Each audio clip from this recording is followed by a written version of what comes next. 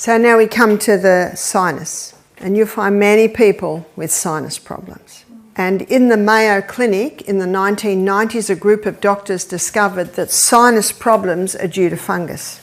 We had an ear, nose and throat specialist nurse do our program, and she said, "You wouldn't believe the green slime we pull out of people's sinuses." And she said the doctors acknowledge it is a fungus. Why is it growing there? Why? It's usually because the person has a wheat, dairy, might be oat, peanut allergy. And whenever there's an allergy, excess mucus.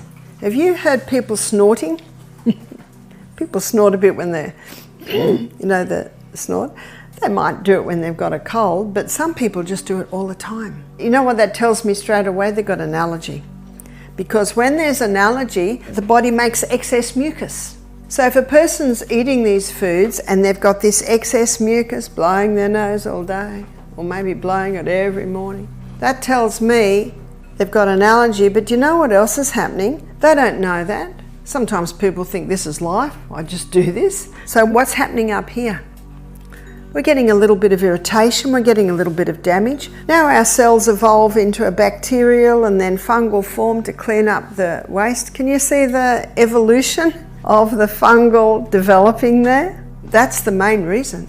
Because if fungus is living up there, there's a reason. Sometimes it can be breathing in mold or breathing in chemicals, causing irritation there, causing the excess mucus.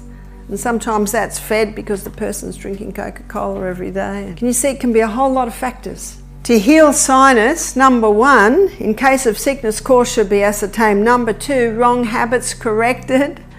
Unhealthful conditions changed. Get out of the mouldy house. Change jobs so you're not breathing in chemicals all day.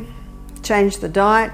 Then nature is to be assisted in her efforts to expel impurities and re-establish right conditions in the body. But you know what, most people, they get relief while they're breathing in the hot steam with maybe a bit of eucalyptus oil on, but you notice 10 minutes later it's clogged again.